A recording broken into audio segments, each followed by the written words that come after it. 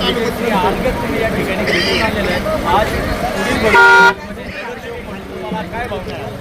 सर्वप्रथम मी आमच्या वार्डातील आणि प्रभागातील तमाम जनतेचे खूप मनापासून आभार मानतो. आणि हा हलकासा विजय खेचून आणलेला नाही आहे, तर हा खूप मोठा जनाशीर्वाद मला माझ्या वार्डातील लोकांनी दिलेला आहे. आणि हा विजय माझा नाही आहे, त्या लोकांचा विजय.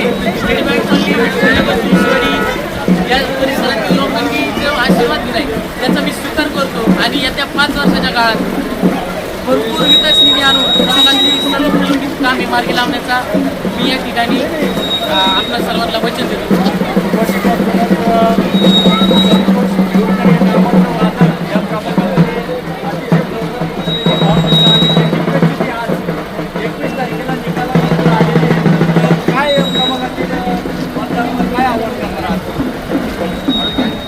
आव्हान आता या ठिकाणी आव्हान करण्यासारखं काहीच नाही आहे. आता माझी जबाबदारी आहे, त्यांना जे काम करायचं होतं जनतेला त्यांनी ते काम केलेलं आहे. आता इथून पुढं मी काम करणार आहे आणि माझं जबाबदारी वाढली आहे.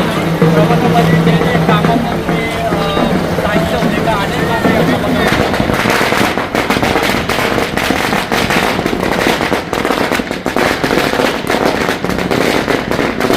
पूर्णपणे यशस्वी पार पाडण्याचा पूर्ण प्रयत्न करण्यात येईल. या ठिकाणी मात्र अनेक या ठिकाणी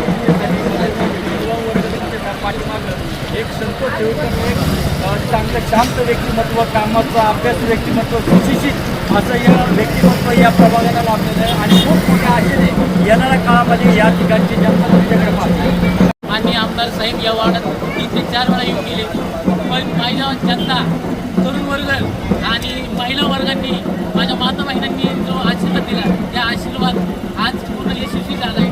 आणि हा एक सुरक्षेचा संदेश गेला आहे की ज्यावेळेस नारी शक्ती, एखाद्या महिला शक्ती ज्यावेळेस एखाद्याच्या मागोबं राहते तर त्याचं काय होतं की आज या वार्डातून या विजयातून समोर चित्र सर्वांना दिसलेलं आहे. संतोष भैया तुम आगे बढ़ो, हम तुम्हारे साथ हैं. संतोष भैया तुम आगे बढ़ो, हम तुम्हारे साथ हैं. संतोष भैया तुम आगे बढ़ो, हम तुम्हारे साथ हैं. ताज्या घडामोडी जाणून घेण्यासाठी शिवशाही न्यूज यूट्यूब चॅनलला सबस्क्राईब करा. आपण हा व्हिडिओ फेसबुकवर पाहत असाल तर फेसबुक पेज फॉलो करा आणि शिवशाही न्यूज.com या आपल्या वेबसाईटलाही भेट द्या.